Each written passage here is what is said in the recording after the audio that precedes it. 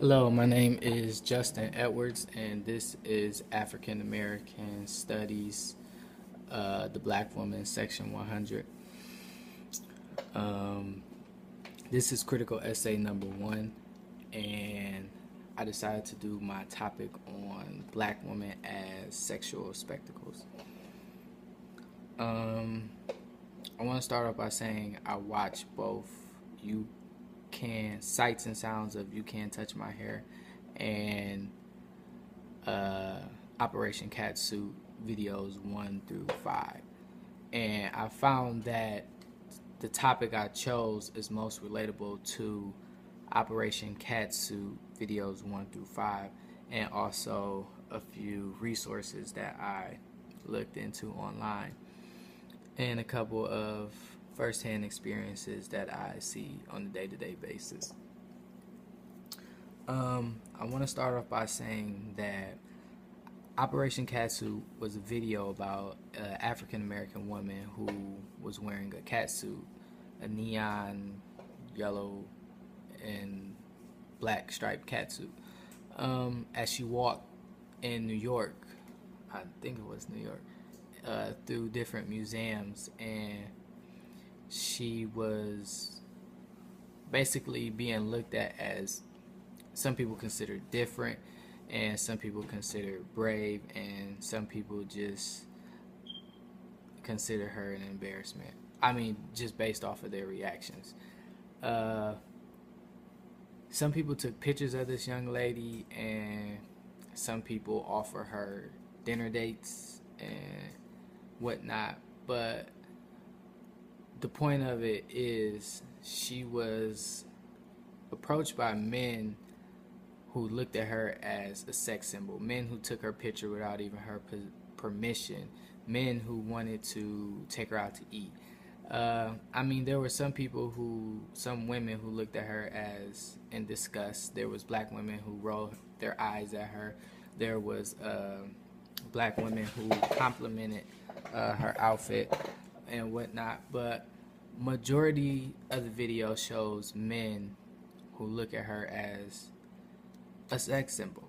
And this black woman was approached by different men, and you could tell that they wanted to do sexual things with her and whatnot. Even invited her back to private studio sessions, and which was totally inappropriate in that case. But I want to jump back to 1619, back when slavery first began, and the black woman was first introduced to the white men through slavery. And these white men did not allow the black woman to even walk around with clothes on because of the way that they viewed her as just a sexual spectacle and wanted to use her for sex. Um, it was it was unjust. It was poor. Uh, it was just unfair things that these people did to the black woman. Um, you talked about it a lot in the first lecture, how the black woman would walk around, and you showed the picture, they wouldn't have any clothes on, and they would be what is now considered, they would have the same type of body as a video vixen today.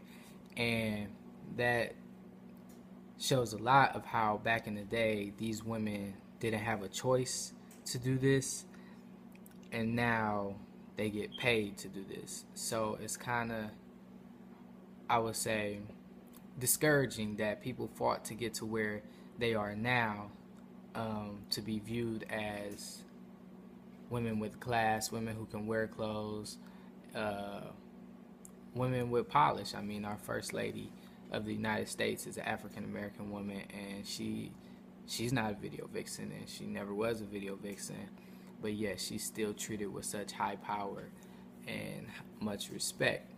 So for these women to decide to do this on their own was unacceptable. It's disrespectful to those who fought for centuries just to get to where people like our first lady is now, and that's what people should strive for: a high power and much respect without having to degrade themselves.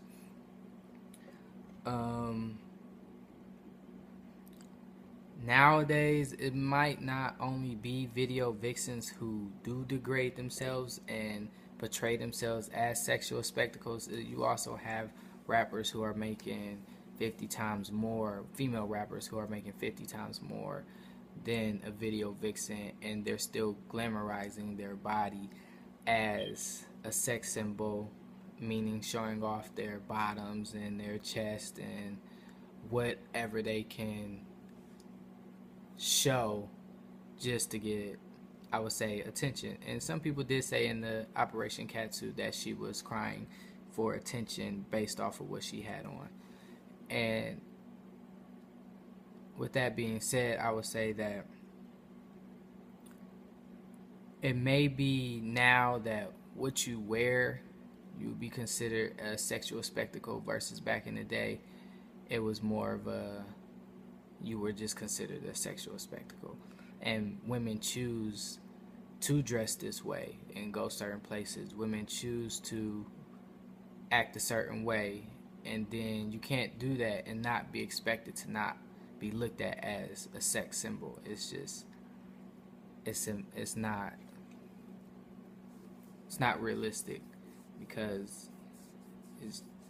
men will look at women who show themselves, and men will look at women who don't. But if you're going to do it publicly like that, like walk through a museum with a cat suit that shows the definition and tone of your body, versus going somewhere and dressing conservative and looking presentable to the public's eye, then expect a reaction. Expect to be looked at as a sex symbol.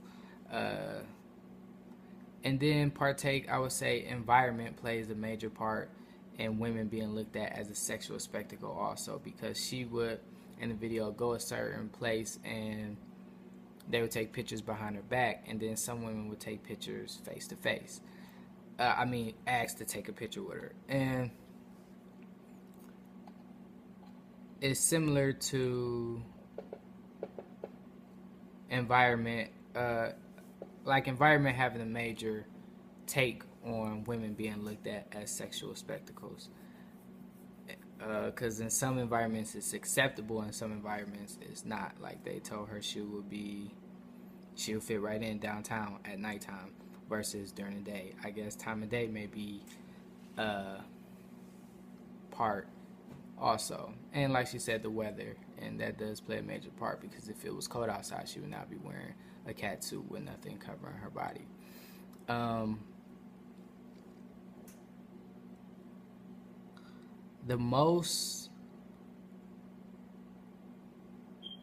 If there was a hierarchy of jobs, and video vixens being at the bottom of this hierarchy, the top 20 in the nation of video vixens are African American women. And out of all different other races, Latinas, whites, Japanese, Chinese, the top 20 are black. And I find that to be, I find it to be very, I would say, inappropriate, because of what the black woman has been through.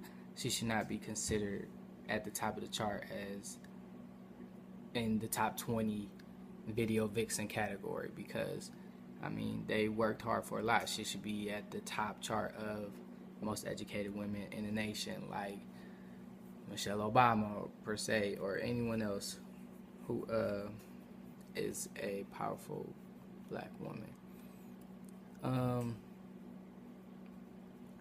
In conclusion, I just want to say that black women being viewed as sexual spectacles is not something you would say is unordinary, because you will go out and you will see it out in the open publicly like you did in the video. But back in the day, to reflect, these women walked around with no clothes and you would see it publicly, but they didn't have a choice about it.